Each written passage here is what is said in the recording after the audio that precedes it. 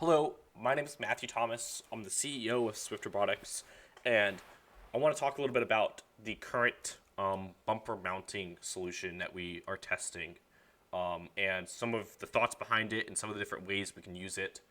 And also wanted to get teams' feedback on it because I see that that's a major concern in the Chief Delphi thread of how can I use this bumper mounting solution and various things like that. So I want to talk a little bit about it, our thoughts of it, and some of the different decision making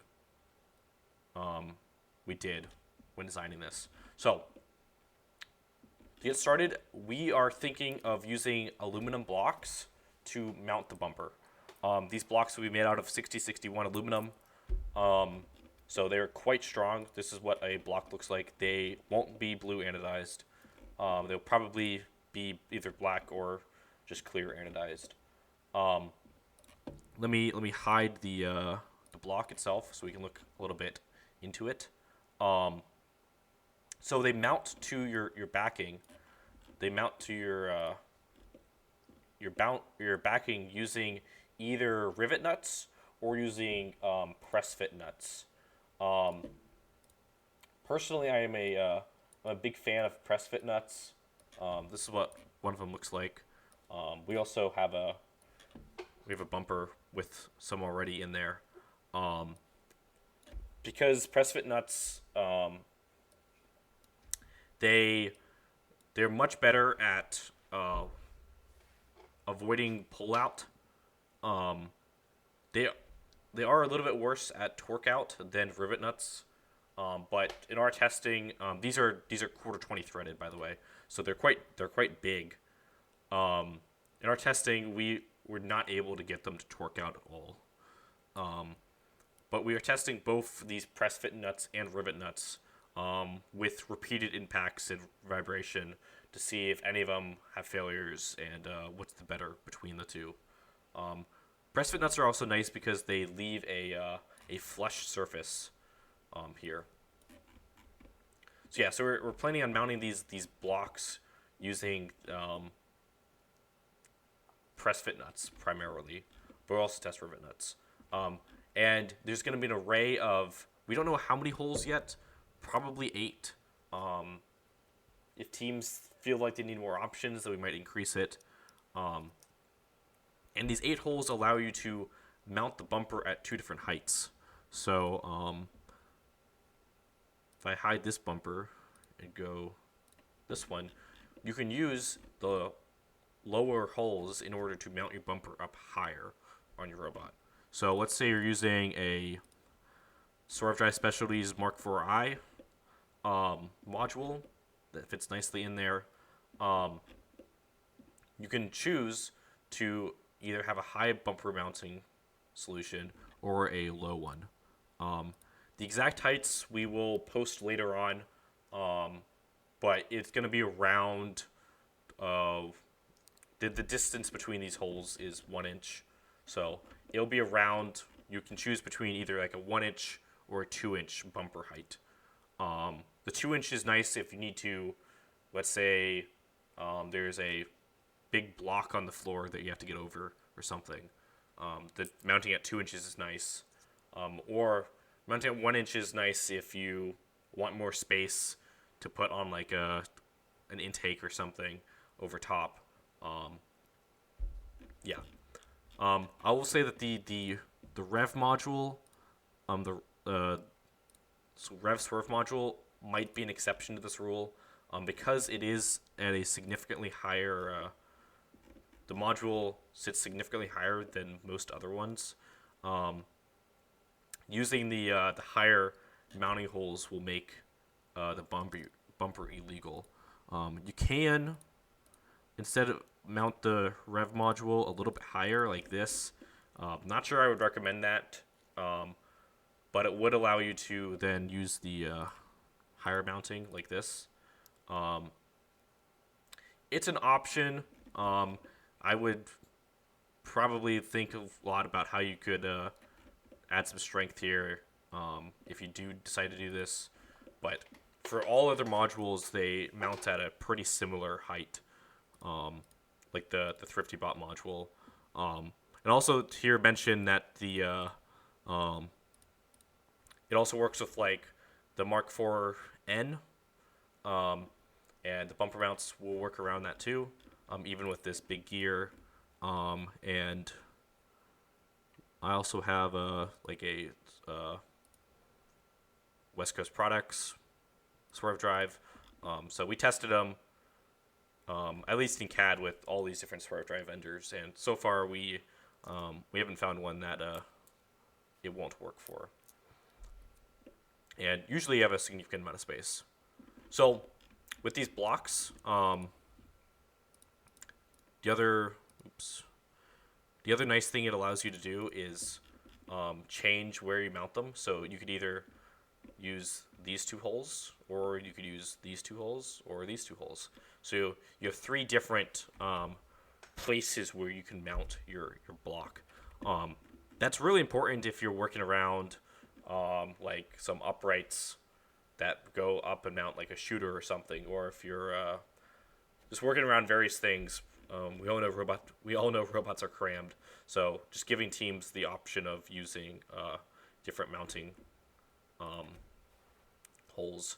I will say though that if you do choose to have a super small bumper, then some of those mounting options will go away from you, because how we manufacture this is that this is the piece that we manufacture for all teams, and then we cut it at one of either one of these notches, or we one of these notches are half-inch increments, because that's what most teams are probably going to be ordering.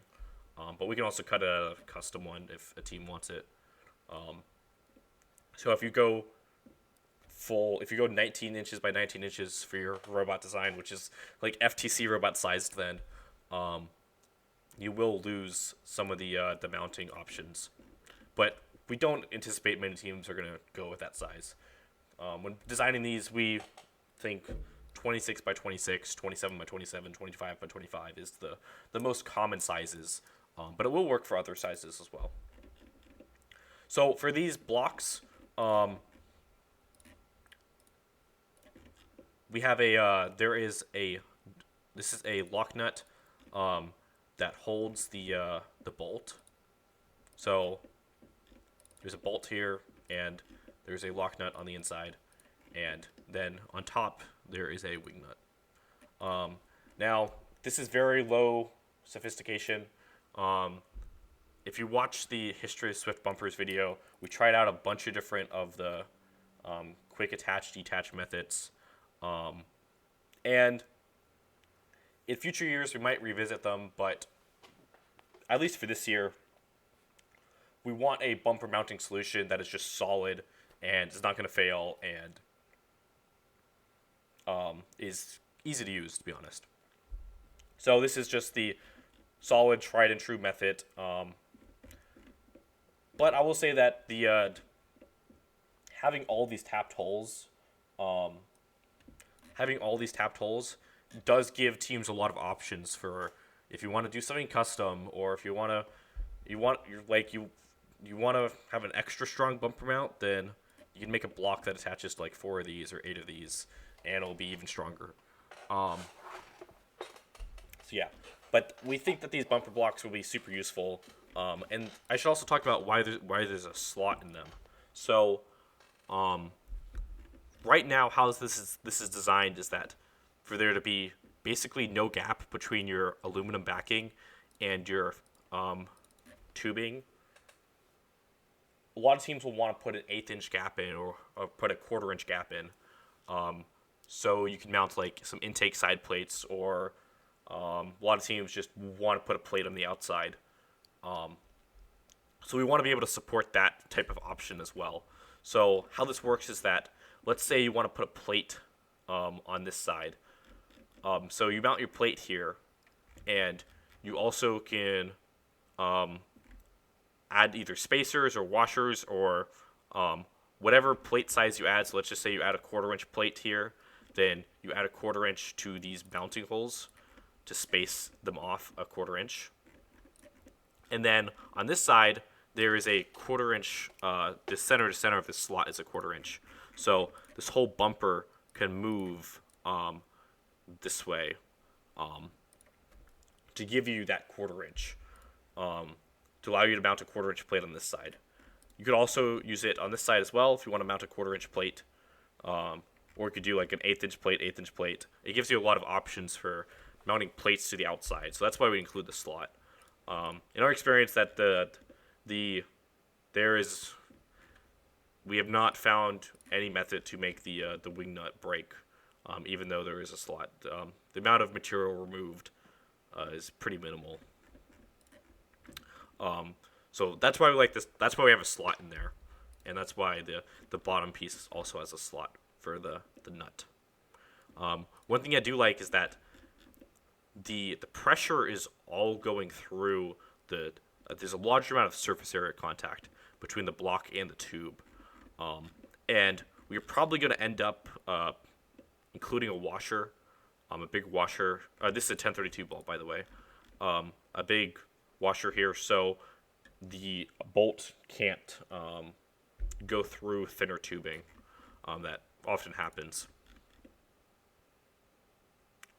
So yeah, that's the current theory of how you can use the mounting blocks. We are testing them today and tomorrow, and we'll do some extreme impact testing.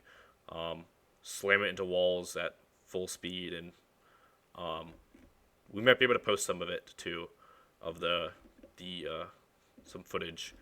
But yeah, just a couple other things. What are these holes for? These holes are used to rivet on the fabric. There's more holes on this side because when you cut this at different lengths, we want to have a hole so you can so when we rivet on the fabric, the hole is close to the edge, which is important. But yeah, that's I think that's everything I have for right now. I'll let everyone know about our testing, and I really encourage teams to give feedback on things they would like to see changed, or if they like this option. Overall, I think it's a good option. I think it's quite strong. It's easy to use. All these press nuts come pre-applied. So all you got to do is take these two bolts and screw it in to whatever one you want.